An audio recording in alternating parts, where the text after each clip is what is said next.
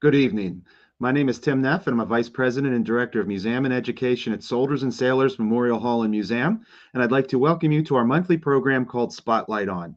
Each month, on the second Thursday of the month at 7 o'clock, we highlight different topics related to our museum's mission, and we're glad that you're joining us this evening, and we're really excited about tonight's topic, which is the United States Cavalry. And it's going to be an interesting topic, and I'm just going to apologize right off the bat. Any of you viewers out there, I'm going to do my best. I know the difference between cavalry and Calvary. I know that difference, but if I slip up, it's just because I'm talking fast and it slips up. So I'm going to get that out of the way right now. And I know it is United States Cavalry, and that's what I'm going to shoot for this entire night. So please bear with us on that, or bear with me, I should say, for the program for that. But before we get started here on talking about the United States Cavalry, I want to bring up our slideshow and talk a little bit about where I work at Soldiers and Sailors Memorial Hall and Museum, located in Pittsburgh, Pennsylvania. It's located in the Oakland neighborhood, right by the University of Pittsburgh. And that building there that you're seeing there was built back in 1910 as a Civil War memorial. It instead was built to honor the 25,000 men from Allegheny County that fought in the Civil War. However, through the years, it's evolved and changed into a memorial and today a museum that honors all veterans that have served in the military, Civil War through present day. And the museum is filled with artifacts that have been donated to us through the years by veterans and their families. And we use these objects to tell their story and honor their service to our country. If you haven't been to Soldiers and Sailors before, I encourage you to come visit. And if you've been there before, but it's been a while, we encourage you to come back and visit. We're always adding new artifacts and changing up exhibits. And I think you'd be excited if you haven't been there in a few years to see a lot of the new things that we have on display. You can always learn more about our museum and how to visit and all our programs and events at soldiersandsailorshall.org. Our website there has a great place to go for all the information about our museum. And I'll talk a little bit about that more at the end of the program, about some of our upcoming events and how you can learn more. For tonight's program, if you're watching along on Facebook, you can submit a comment or a question, and we'll try to take care of that as we move through the program here. If you're watching on Facebook there. If you're watching on YouTube, you do have to email us at soldiersandsailorspittsburgh@gmail.com, and we'll do our best to get an answer to you as soon as possible about tonight's program. So either way, any way you're watching us, if you have any questions, or even if you want to make a comment, you can do so on Facebook through the comment section, or email us if you're watching on YouTube. Before we get started, I'm going to bring up my partner here who's going to be working with us tonight. Let me introduce our curator from Soldiers and Sailors, Michael Kraus. How you doing, Michael? I'm well, Tim. It's nice to be with you tonight. Yeah, and I see your Civil War uniform in the background there. I don't know if you did that on purpose, but yeah, a little set dressing. Yeah, a little set dressing. Michael's in Gettysburg for this weekend coming up for Remembrance Weekend. So I really appreciate you taking time out of this busy weekend for you to join us tonight for our program. So without further ado, I'm going to pull up our slideshow again, and we'll get started. And when you talk about the United States Cavalry, we've had soldiers mounted on horses since the beginning of our country. I mean, soldiers have been mounted on horseback since the beginning, but technically the United States Cavalry was not established until August of 1861. Prior to that, oftentimes you heard mounted soldiers referred to as dragoons. And Michael, what can you tell us a little bit about that? Those units that were referred to as dragoons prior to the Civil War. Well, you're right, Tim. They were mounted.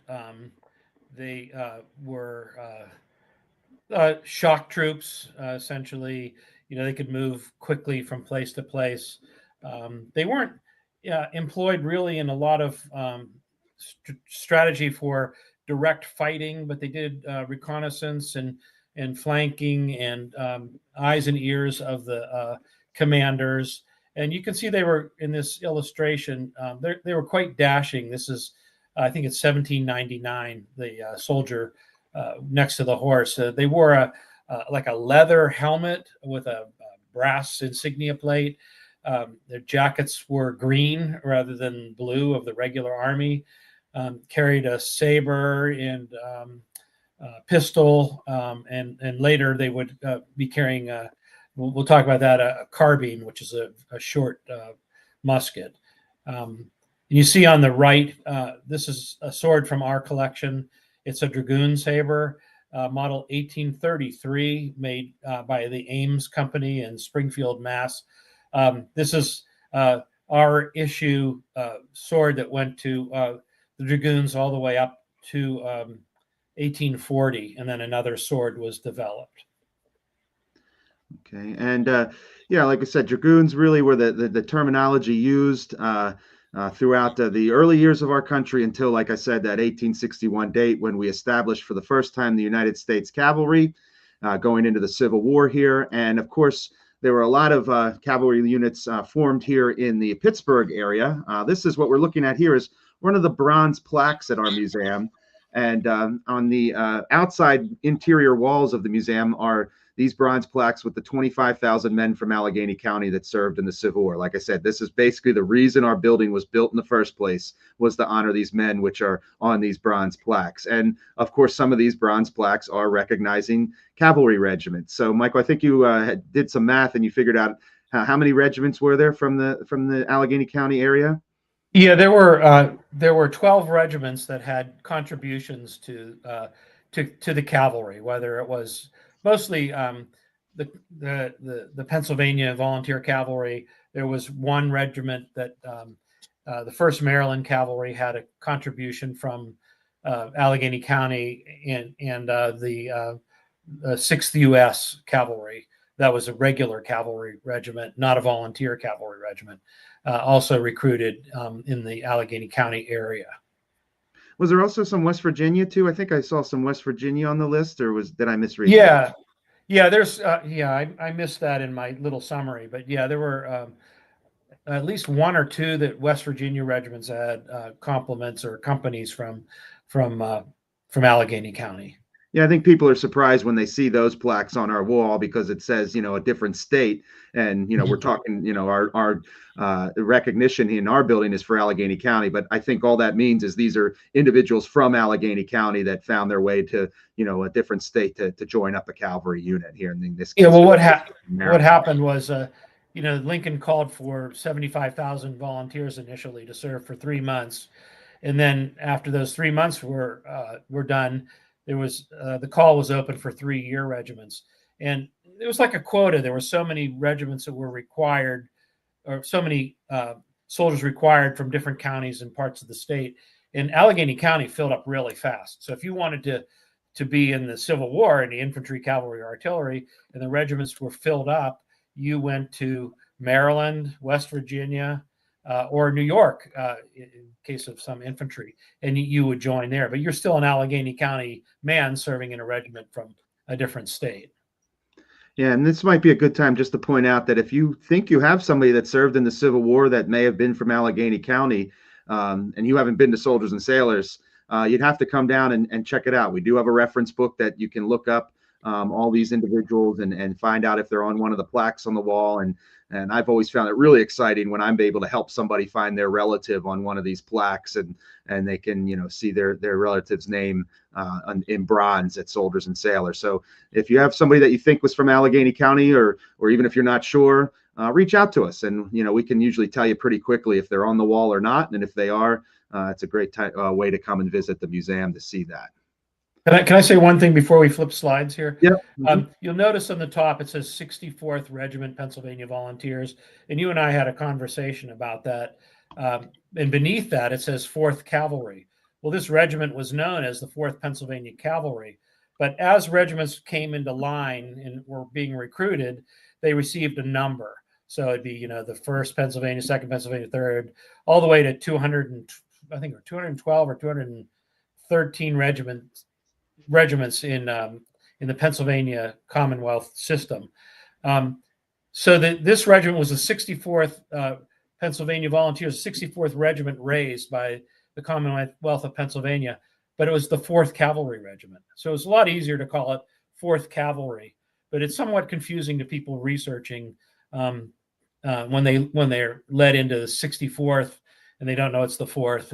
It's something that we learn as Civil War researchers, but a lot of the public doesn't know.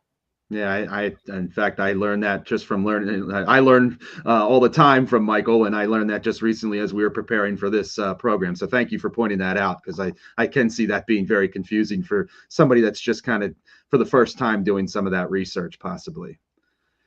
Okay, I think our next slide is going to look at the Schoonmaker, we believe brothers, Colonel James Schoonmaker, who is going to be really more of the focus of the talk here. But we also have what we think is his brother, Captain John Schoonmaker.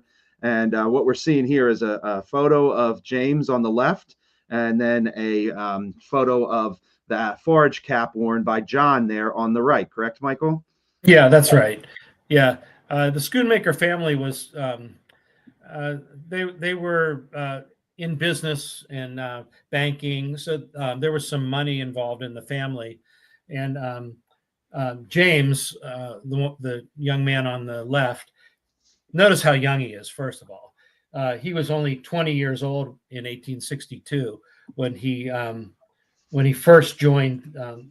He joined another regiment and then was promoted into the 14th Pennsylvania Cavalry as its colonel. That's the commander of a regiment. He's 20 years old, so that's pretty amazing when we think of 20-year-olds and what we ask 20-year-olds to do today and what 20-year-olds were doing in the Civil War. They were commanding regiments, and not all of them, of course, but it wasn't unusual.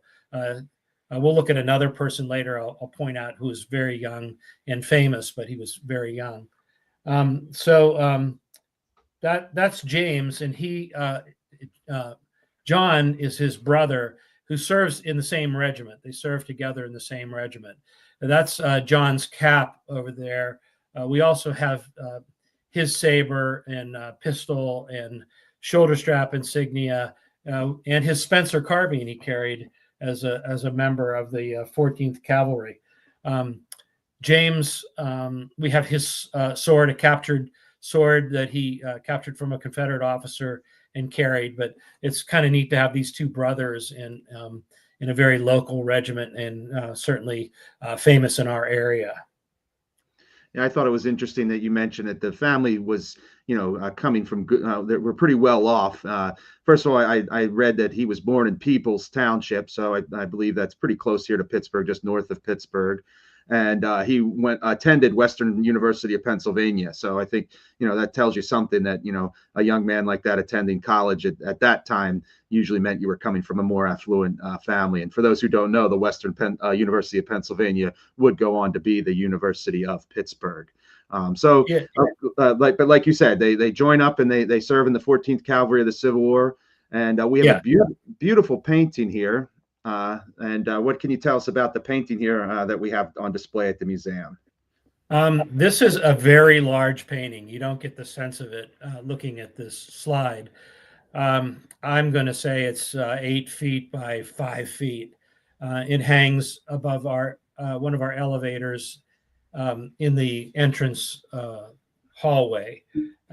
It depicts James Schoonmaker in the center holding the sword that we believe we have, mounted on a white horse. Of course, the hero is always mounted on a white horse, and he's charging. He's charging into the rebel works. This is at the Battle of Third Winchester. It's painted by a very famous artist named Thor de Tholstrup. He was very well known in the late 19th century for painting military scenes.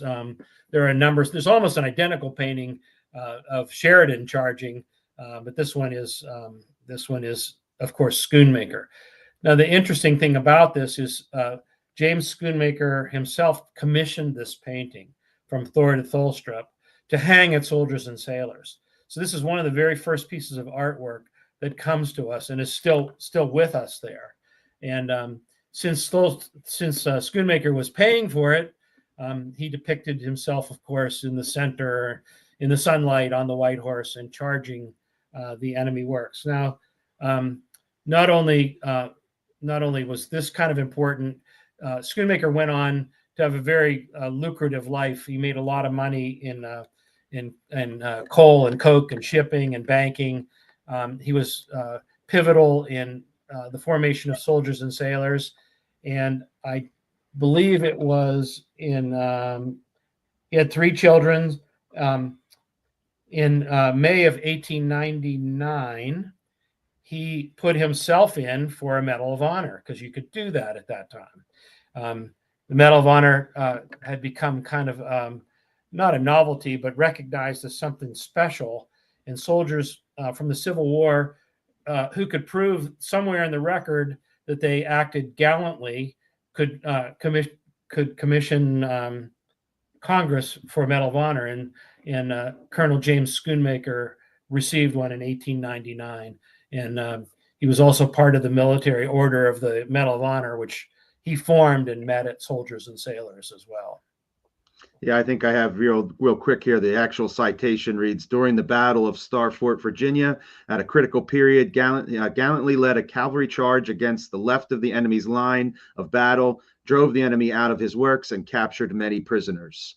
But, the way you're telling it, there's a good chance he might have had a little hand in even writing some of that language. Scholars think it's a little embellished. Yeah. Okay. Yeah. They that's a whole nother story. We can leave it at that there, but I think we get the point. Yep. Okay. The next item we have is just a simple cavalry jacket here, shell jacket as it's known. And I remember when this got donated, it kind of came to us in an interesting way. Somebody thought they had something that turned out not to be what they thought it was, but turned out to be this cavalry shell jacket. What can you tell us about this piece, Michael?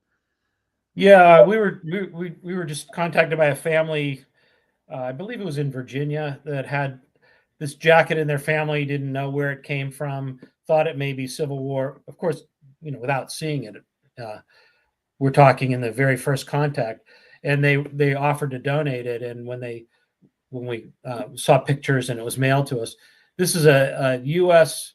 issued cavalry shell jacket, and a shell jacket is a short jacket meant for mounted troops because the infantry coat had a long tail like a frock coat. It was called a frock coat, and these were shorter, so they accommodated being in the saddle and movement of your upper body more than the longer jacket. They have 12 button fronts. They're small buttons. The infantry jacket has larger buttons. And the trim is yellow, and that is indicative of the cavalry arm of the service. If the same jacket was worn by mounted artillery, and that would have red trim, and engineers wore an orange trim, but this is the mounted service jacket with cavalry trim, and you're going to see this all through the Union Army. Although it was, as you can imagine, very small buttons, hard to button, tight. The collar was very restrictive, and this one has actually been modified a little bit. And soldiers, it kind of fell out of favor with them. They preferred a more loose, what was called a fatigue blouse. So it's like a 4-button loose jacket. So you have cavalry soldiers dressed in either the shell jacket or the fatigue jacket. Yeah, and we do not know exactly who this belonged to, but no. I will say it's very striking to see how small of a uniform it is. It is a very small uniform and really does give you that picture of a young man, and just obviously just in general people being smaller back then. This is a good example of one of our smaller uniforms that we have from the Civil War. Our next slide here looks at Major Frank Biddle Ward, and he I think was another one of these young men that you were mentioning, Michael. And there you see a photo of him on the left, and then you see his shoulder straps and his dress hat here. Michael, is that correct? Yeah, that's correct. He also, like you mentioned, Tim, was from a well-to-do Allegheny County family. He was in the I didn't write it down. I think he was in the 15th Cavalry. Yep. Mm-hmm. 15th Cavalry. He was wounded at the Battle of Murfreesboro, Stones River. He was shot through the breast, and it came out under his shoulder blade. He was one of the first. His cavalry regiment charged an enemy position, and the enemy was behind a fence, kind of hidden. And when they were less than 100 yards away, they opened up, and Ward was hit. He was one of the first casualties to be hit there. He was taken to the rear, reported wounded. He had a brother that was in the service named William, and William heard about it, tried to get to where Frank Biddle Ward was, his brother. Eventually found him. It was imagine how hard it would be to find a single person, a wounded person, after a major battle confrontation, and it's just confusion, and every house or church is a hospital. But he did manage to find him, and they had some words together. Frank was able to recognize William and extend a hand, and seemed to be okay. This is 11 days after he was wounded, but his condition quickly deteriorated, and he died. And William was able to take his body back home to be buried in Allegheny Cemetery. Now, there's also another, when you talk about the Civil War, and you often hear about brother against brother, Frank had a brother named Charlie who was in the 4th Kentucky Mounted Cavalry, and that's who they were fighting at Murfreesboro, Stones River. So, it's imaginable that they were opposing each other on different sides. So it's kind of a tragedy within a tragedy there. Yeah, and I think maybe this is a time to point out the hat there has the 2 sabers or the swords crossing. That's another symbol that you're going to see a lot when it comes to cavalry, to kind of go along with the yellow trim. You see the swords cross, and I think that's even going to come up as we move along the program here. So thanks for pointing that out. That is the insignia of the cavalry, is the crossed swords. That's Frank Biddle Ward's dress hat. This is something he wouldn't wear in combat, but it's a beautiful specimen, untouched. It was probably mailed. His brother probably brought it back, or brought his stuff back. And those are his shoulder straps, they're like a brass, stamped brass. They were called Smith patent. Those are flexible, but these are rigid. And those were also brought back and given to us years and years and years ago. Mm-hmm. Okay, now the next item we have, I think is very appropriate. You think about cavalry, you think about horses. Well, you got to have a saddle for your horse. And what we're looking at here is a McClellan saddle from our collection. And that name may sound familiar to some of you. And yes, that is the same McClellan that you may be familiar with. And Michael, what can you tell us about the saddle that we're looking at here? Yeah, you're right, Tim. McClellan, if you're a student of the Civil War, is a very noteworthy name. He was in the early days of the war, he was the commander of the Union Army, led it down south in the very first campaigns. He was an overly cautious man. So there's a lot to him. But what we're looking at here, before the Civil War, he traveled to Crimea during the Crimean War.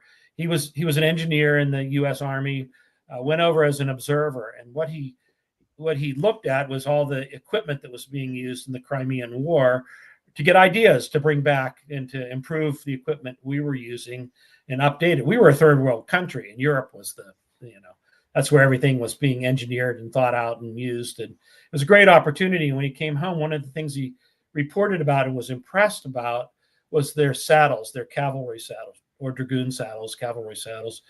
And the thing that was different about the saddle was it had a high pommel and cantle. Those are the front and back. And it had this open space in the center. And the open space was almost like a vent. It allowed air to pass through. It was easier on the horse by moving. And it was a little more comfortable, supposedly. It has places you see on the left-hand slide. There's little oval things with slots in them. Those are to tie on blanket rolls. There's a place in the front to attach equipment. You'll notice the middle slide has a shield that says 12-inch seat. That was the size of the seat. They came in 11, 12-inch, I think 10, 11, and 12-inch seat sizes, so to fit the horse and the rider. And the slide on the right shows the stirrups, which were hooded. That means they were covered with a leather covering, which protected soldiers from riding through brush and brambles and getting their shoes and trousers torn up. And you also see that's the girth strap there, which goes under the belly of the horse and comes up and ties on. It's made out of horsehair. Those braided things are horsehair, and the pads where it rubs against the horse, and it has lamb's wool to make it less abrasive. The horses were very valuable, so they didn't want to damage them.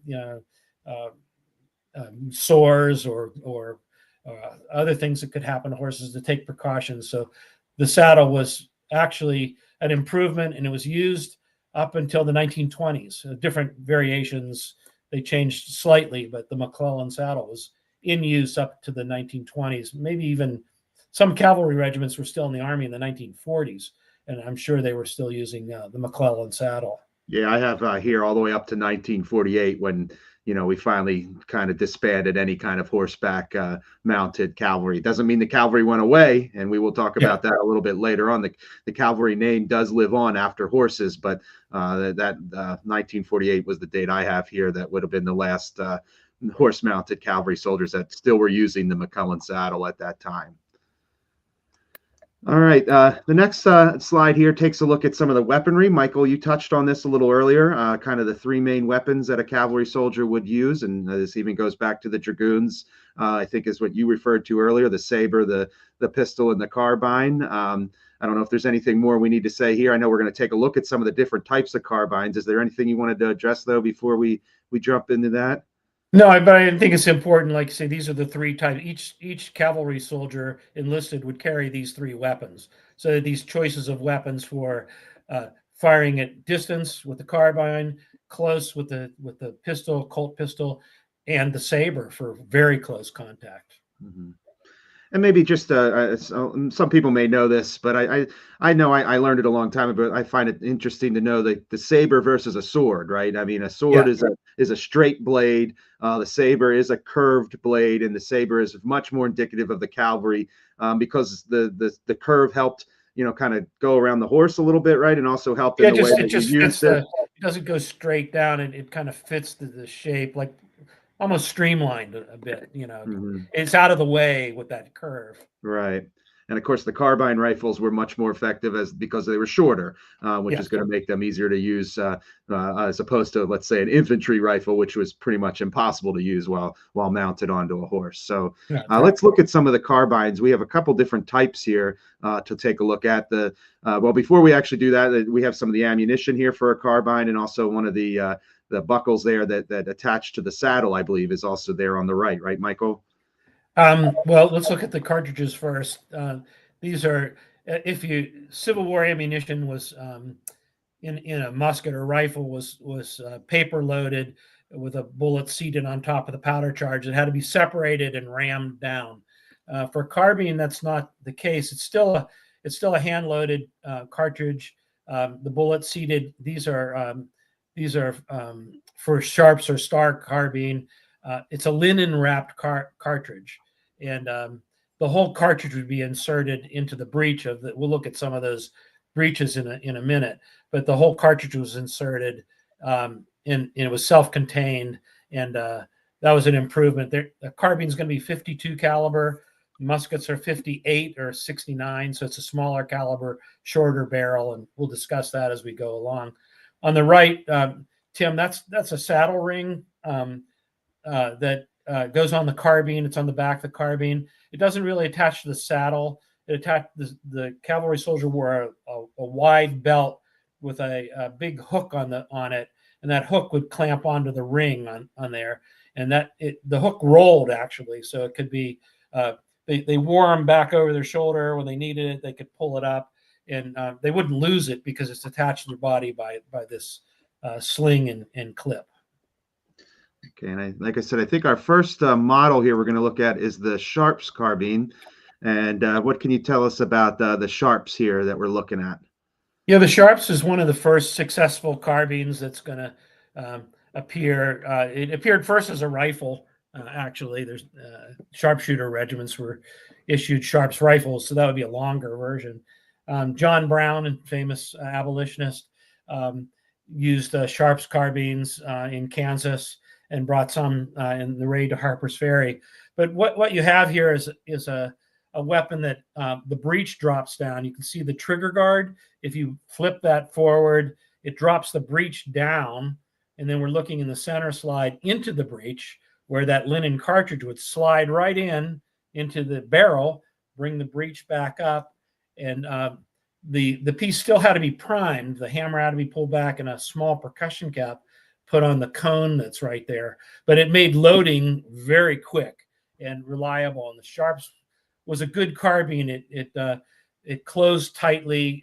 Some carbines had problems, models that gas would expand and they were not efficient. But this was a very good carbine used by mostly Northern Cavalry, Southern Cavalry when they can get them.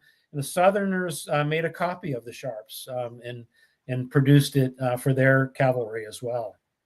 Yeah, I think I noticed that it was considered the most popular model of a carbine. I saw a number of like 90,000 were produced throughout the Several war. models. Yeah. Yeah. So this was certainly one of the more popular ones. Maybe one of the lesser known models, though, was our next example was the Star carbine, and this one is obviously printed right there on the stock of the carbine. Yeah, how'd you know that? The Star. What can you tell us about that one? Well, it's very much like the Sharps. It has a drop-down breech. It doesn't have the block configuration, but it's very similar to the Sharps. When the breech is dropped down, the cartridge is loaded in. And one thing about the Civil War is you get this like explosion of new products, especially in weaponry. It was an opportunity for inventors to propose new models of weapons to the government, and the government would test them and buy them. And this is certainly one of those that was accepted, produced, but not heavily used, and not found all over. But reliable, good carbine. This one actually belonged to Colonel Schoonmaker. He had several. He collected weapons after the Civil War, and this belonged to him and came with things that were donated by his daughter to us. Okay, and then the next model we have is another familiar name if you're familiar with Civil War generals, Burnside carbine, and that is, of course, the general. Was it Ambrose Burnside? Mm-hmm. Correct, Michael? Yep, that's correct. Yeah, Ambrose Burnside before the war was owned a tooling company, and he developed this carbine, and it's actually a pretty good carbine. It's small and light. Again, the breech drops down. There's a lever you squeeze in the trigger guard, and that allows the breech to open up and fall down. Loaded again with a paper cartridge. Later, they became these were adapted for a brass cartridge. The Burnside that didn't need to be capped, which was an advantage. The paper linen cartridge had to be capped. They were very popular. These were the Commonwealth of Pennsylvania bought a lot of these for their cavalry troopers. So a lot of times when we look at Pennsylvania cavalry regiments, a lot of them are armed with Burnside carbines. Okay, and then kind of touching on a lot of these things we just touched on, the metal cartridges. We're going to see that coming up here, and just the technology and how things were changing. I think a great example of that is our next weapon, the Spencer carbine that we're looking at here. Yeah, this is the top level of all that innovation and design and production is the Spencer carbine. It also has a drop-down breech. You drop the lever, the trigger guard. The breech block falls down. But what was different about it, and unfortunately I didn't take a slide to show it, but in the stock, in the butt, there's a little lever you twist, and you pull out this long tube. And that's where you load the cartridges. And these are going to be brass cartridges, brass casings with a lead projectile on the top. Drop 7 of them into that chamber, replace the tube, which has a spring in it. And that spring compresses all those shells in the stock, that when you drop the breech, the spring pushes it up and it seats right into the breech. And it's pull the breech back up or the lever back up, pull the hammer back, you're ready to go. You could fire those 8 shots in a minute or less. I mean, that's how fast these things were. And they were very accurate. They were very expensive to produce. The Southern armies, even if they captured them, they couldn't produce the ammunition for them. So this was something that was exclusively used by Union cavalry, and you're going to see them come into play in the late war, 1864 and 65. And the 14th Cavalry is going to be armed with these, as we said before. Schoonmaker's brother, we have his carbine in our collection. In fact, that's it right there, if I'm looking at it. Yeah, and I think that it's such also an advantage to have the metal cartridges because now you're taking water out of the equation. You don't have to worry about the linen getting wet and making that ammunition useless. This would hold up in much better conditions and different kinds of conditions. And I love this question. I get this when I talk about this. That's in one of our displays. I'm often asked. Well, not often, because it's such a good question by a young kid. Well, why didn't everybody have one of these? If they were so effective and firing at such a higher rate of fire than the infantry rifles, why didn't everybody have one of these? And I think my understanding, my best answer to that is, the logistics of keeping up with, producing that much ammunition, making sure there was always that much ammunition available for everybody. Logistically, it was just impossible to do that at a larger scale, let's say, for an infantry regiment. Yeah, when soldiers can fire fast, they fire fast. And then they run out of ammunition fast. Yeah, so maybe it's not always as accurate. Yeah, and it's not always as accurate when you're going that fast, and then you're running out and you're not hitting anything. These were some of the people questioning, why these were maybe not as effective as you might think they are. But in the right hands, certainly was a very advantageous weapon for sure. Yeah. All right, I think our next couple slides. Oh no, we have our swords to look at here, and this is an enlisted man's cavalry saber. Michael, what can you tell us about this one? Yeah, there are 2 models of the enlisted man cavalry saber. One comes out in 1840. It's a little bit heavier and longer. The blade's wider. The handle shape is a little different. But this is a model 1860. They kind of improved it, made it a little lighter. In fact, the first one was named a wrist breaker because it was so heavy, and so the balance was so tough that that was its nickname. But the model 1860 light cavalry saber is going to be the premier weapon of a Union cavalry soldier.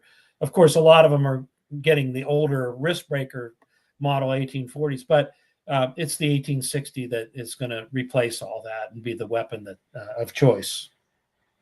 Okay, and I think we have to compare with that the officer's cavalry saber, and I think you can kind of tell right away some of the differences here that Michael's going to point out for us.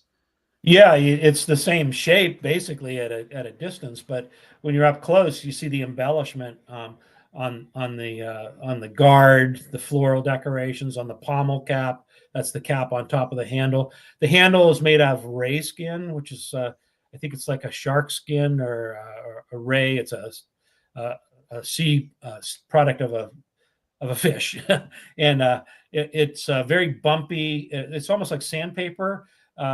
But officer swords typically would have a ray skin grip. Enlisted swords would have a regular leather grip.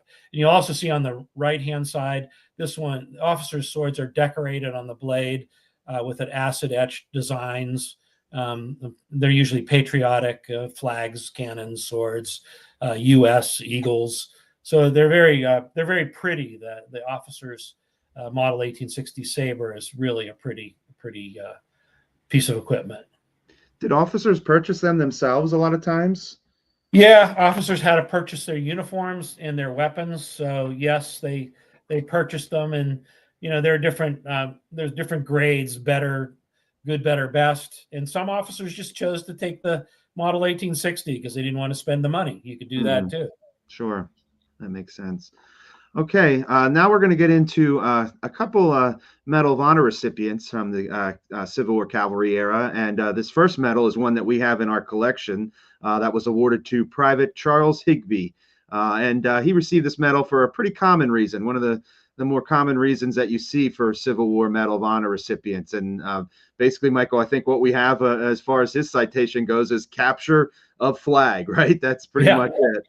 Yeah, and that's where the original the Medal of Honor came into being in 1863, and kind of ramped up into an award for gallantry. Certainly not the high bar that we know today, but a lot of times it was given to soldiers who captured flags. If you captured a flag, you either fought an enemy color bearer for it, or you found it laying on the ground after a fight where the color guard was killed and the flags are laying on the ground.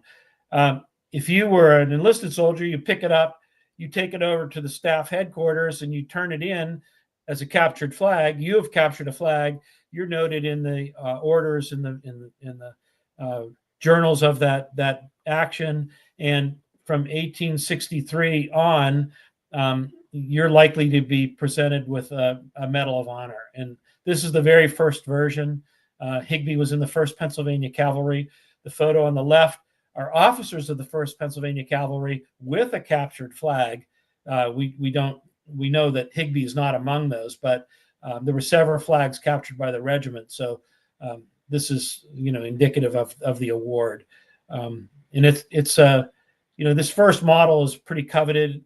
They were given to these men in 1865, 64, 65, before they went home. And then later in the later years, other soldiers would attempt to get it if they thought they were worthy. And that overreached the capture of a flag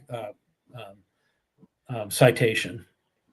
And maybe I can point out here, Higbee was born in Pittsburgh, Pennsylvania, lived in New Brighton when the war broke out, and he did receive this for capturing the flag during the Appomattox campaign, so towards the end of the war, right? Right. Yeah, it was very end of the war. Yeah.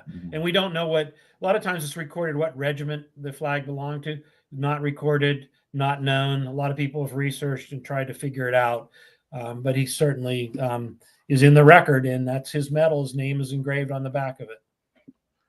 Okay, now the next individual we have here is pretty interesting. Another Medal of Honor recipient, and his name is Private Archibald Rowand. And we see him here in a very unique photo on the left, and then in the center is an older man wearing his Medal of Honor. And we have a nice close-up of that photo as well next to him. And Archibald is received the Medal of Honor, but actually not for capturing the flag. A little bit of a different story behind him, right, Michael?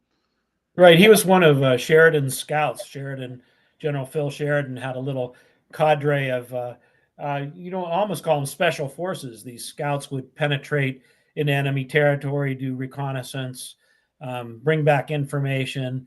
And Rowan was one of those scouts. Now, he's only 20 years old. I believe he was from Allegheny County. And he, many times, Sheridan scouts would penetrate enemy lines dressed in Confederate uniforms. They had Confederate uniforms, which was, if you're going to get captured, don't get captured in the uniform of the enemy, in their uniform, because that's a death sentence, without question. He's at the end of the war, he's part of a raiding party that captures 2 Confederate generals, General Gilmore and General Behringer, but he gets his citation for the Medal of Honor he was detailed to with another soldier to get reconnaissance, and they had to pass a message from Grant to Sheridan, from Sheridan to Grant, and Roland rolled it up real tiny and put it in a little bit of foil, and he was instructed if he was captured that he should swallow it because it gave critical information. But they rode in behind Confederate lines. Some of the Confederate soldiers recognized them from their exploits earlier and gave chase, and Roland and his comrade had to really get the heck out of there real quick, and crossed a river. He made his way to Grant. He fell asleep at Grant's tent. Grant woke him up, what are you doing here? Who are you? And he was able to pass the message to him. and that was critical information, and that's why he was awarded a recipient of Medal of Honor. Now, the painting we have is of Rowan. He was also instrumental in Soldiers and Sailors in the formation early years. The painting we have, he's shown wearing two medals. The one on the right is the first pattern, and men who received the first pattern were encouraged to turn them in 1902 because they were changing the medal. And when you turned it in, you got the new medal. And Rowan refused to turn it in, so he kept both medals, and the family still has both medals, which is very interesting. But certainly, you look at that picture of him, that's him in a Confederate uniform on the left. So it's pretty serious stuff. Yeah, he was born in Allegheny City, which is what we would know as the north side of Pittsburgh today. And we have another slide for him here, showing he's, of course, in our Hall of Valor at Soldiers and Sailors. You see his plaque there on the right. But on the left is a pretty interesting photo that you kind of alluded to earlier with Schoonmaker, and that's in our building. And that's a collection of Medal of Honor recipients from the war, correct? Yeah, they had an opening day.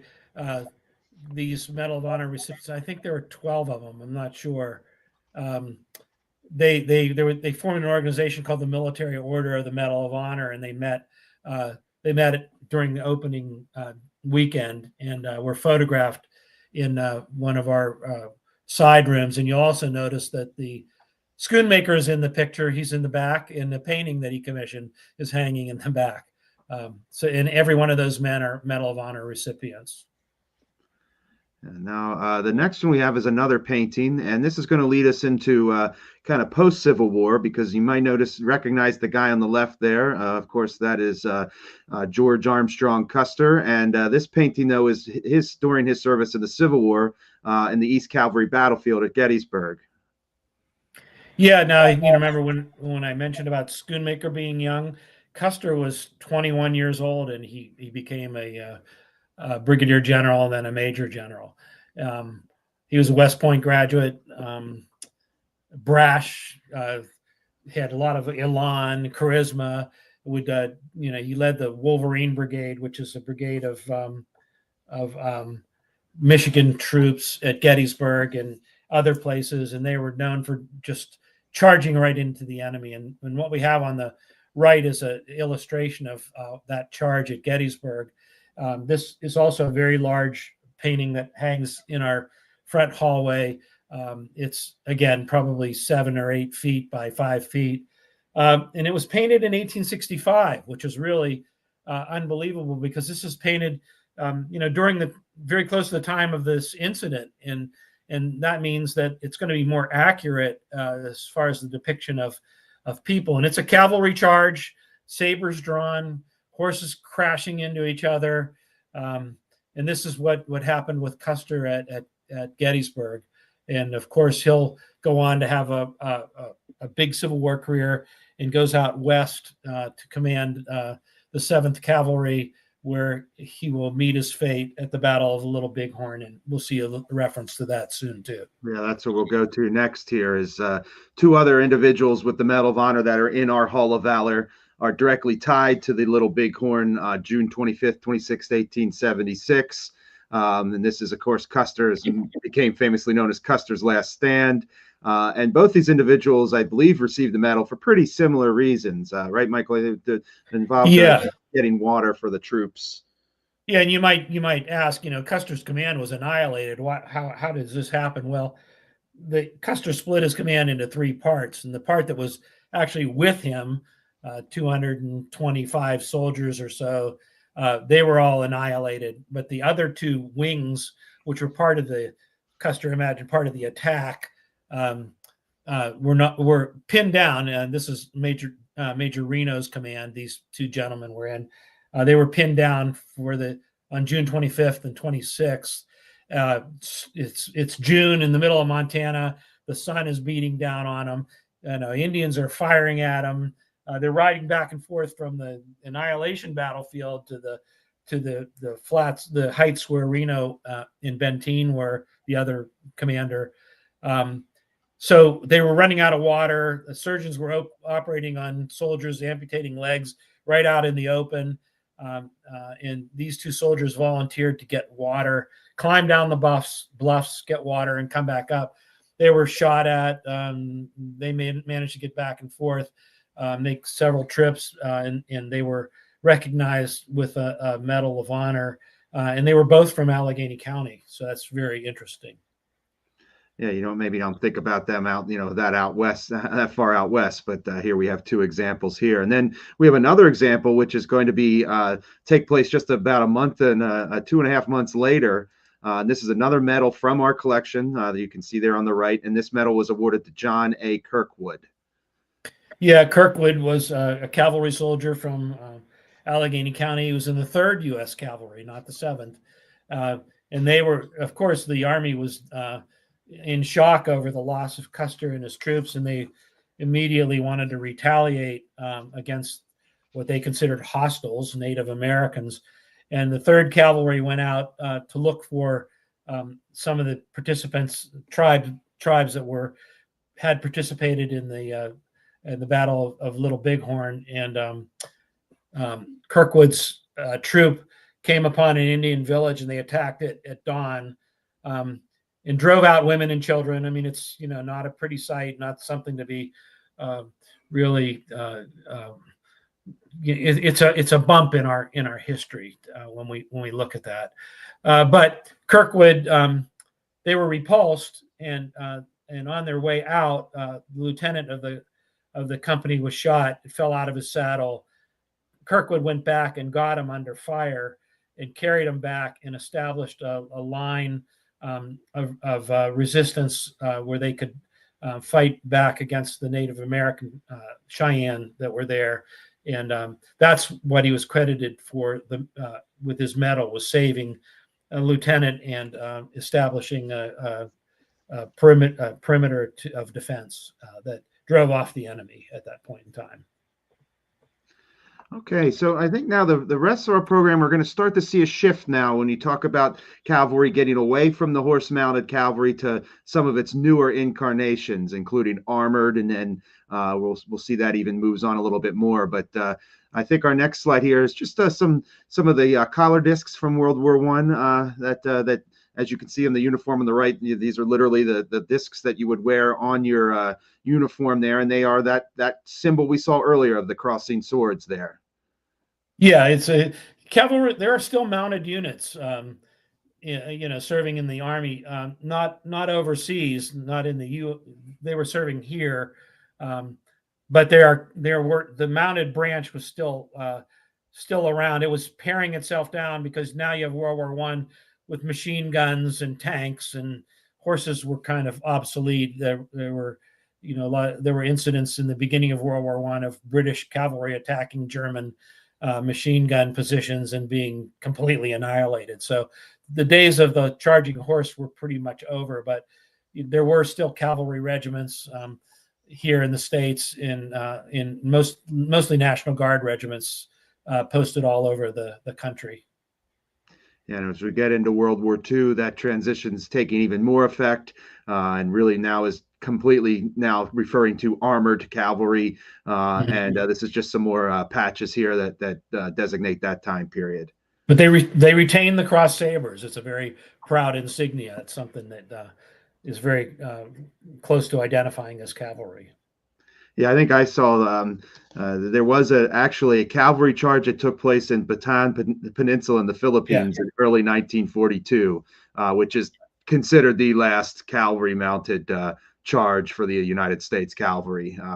And I think that was probably just the end of it for good there. And then we move into the Vietnam era, and that's where now not only are you talking armored cavalry, but you're also talking about the helicopters, kind of that mobility, right? That's what you talked about earlier. Cavalry was all about mobility, and in Vietnam War, nothing signified the mobility of soldiers better than the helicopter. Yeah, so you have the first cavalry patch, first cavalry division down there, the horse with the yellow background referencing cavalry, and the one on top, the rearing horse, is the 11th Armored Cavalry. So here you have air cavalry and armored cavalry, two branches that still carry the cavalry name, serving kind of different things. But you're right; it's mobility is what's going to be the key there. Yeah. And we have one inductee in our Hall of Valor from the 1st Cavalry Air Cavalry Division. His name is Specialist Leonard R. Zonarich, and he was awarded his Silver Star for his actions on the 23rd of May of 1970. And he was essentially in a light observation helicopter as an observer and recognized the wounded soldier lying meters away from an enemy bunker. And without hesitation, and as they say, complete disregard for his own safety, he charged out of the aircraft towards the injured man and with suppressing fire with his rifle as he ran. And he got to the wounded man and carried him back to the aircraft while still shielding the man and putting fire onto the enemy. So just one of those things that, you see in a movie and it's hard to imagine, but, you see the wounded man down below, the helicopter goes down and he volunteers and puts his life at risk to exit the helicopter and rescue the wounded man and get him back in to be saved. So for those actions, he received the Silver Star. And like I said, he served with the 1st Air Cavalry, 7th Armored Squadron in Vietnam. And he was from Allegheny County here. And then that's going to bring us to a few more patches here that we kind of labeled, put under the umbrella of the Cold War era, right, Michael? Yeah, and you're seeing subdued color patches, which are meant more combat oriented on a combat uniform. But you're looking at airborne, air cav, and you're looking at again armored battalion, the 40th Armored Battalion. I'm sorry I don't have more information on these, but suffice to say that these are, again, mobile, airborne, reconnaissance or quick moving forces, part of the structure of the strategy of the Army, and certainly all the way through the Cold War up till today. Yeah, I mean, even that's going to be our last slide here is our most recent slide. And this is Captain Matthew Boshian, who was a part of a Stryker cavalry regiment in Iraq, Afghanistan. I don't know which one. Do you know exactly, Michael, where he was while he was serving? It was Iraq. Yeah. Okay. And he's a member that. Oh, are you finished? Yeah, go ahead. He was a member. The full title of his unit is Lancer Brigade, 1st Brigade, 25th Light Infantry, 4th Squadron, Stryker Cavalry Regiment. So they rode in these Stryker vehicles. It's a big armored vehicle, and they could move fast. They had a lot of firepower, and we have a lot of pieces from Captain Boshian's service, including this uniform, which if you look on his collar tab has the insignia cross saber insignia on it, and he also has airborne jump wings. So he's a pretty qualified soldier in a lot of respects. Yeah, he did receive 2 Purple Hearts. In fact, we have his Purple Heart medal with the device there signifying the 2 times that he received the Purple Heart. And we even have, I think, a piece of the shrapnel that was which led to his receiving the Purple Heart there during his service in Iraq. So we wanted to bring it up as best we could to present day, just to kind of make it clear the cavalry has not gone away. It is still around, just not quite the same as it was in the beginning. But it is still, a part of the United States Army, to say the least, for sure. And with that, I think that's going to bring us to the end. I'm not seeing any questions right now, so we're going to move on to upcoming events at Soldiers and Sailors. As I mentioned, if you haven't been there before or if it's been a while, we encourage you to come visit. Our regular hours are Monday through Saturday, 10 to 4. But I always recommend everybody visit our website, soldiersandsailorshall.org. That's where you can learn all about how to get guided tours, all of our upcoming events and programs. And it's also good to always check into that, because every once in a while we do have to close for a special event or something like that. And those closures are also always listed on our website. So if you were coming to visit, it doesn't always hurt to just check that website out to see if anything like that has come up. We also have our next Tabletop Gamers coming up next month on Saturday, December 20th. They meet monthly at Soldiers and Sailors and play tabletop board games and miniature games. The December program will focus on winter battles. So what a great program if you're into history, even if you're not even tried any of these games before. Come on out, give it a try. It's a great way to get together with other people who love history and have a little bit of fun playing these games while you're here. And with that, we'll point out that next month's program will be kind of what's become an annual tradition for us here with Spotlight On, and that is Spotlight On 1 year in the curatorial department. And that's where we'll take a look at just some of the newer things that have taken place over the course of the last year, some new artifacts we get into our collection. I know we'll probably be joined not only by Michael, but also our collections manager, Lisa Turano. She'll be sharing some of the stories that she's encountered over the last year, and that'll be on December 11th at 7 o'clock, same place, YouTube and Facebook, and we hope you'll join us for that program next month. So with that, I just want to say, Michael, thank you for taking time out of your busy schedule to share your great knowledge with us tonight. And thank you for all of those that were watching. And, please come visit us at Soldiers and Sailors. And with that, I'll say good night and take care, everybody. Good night.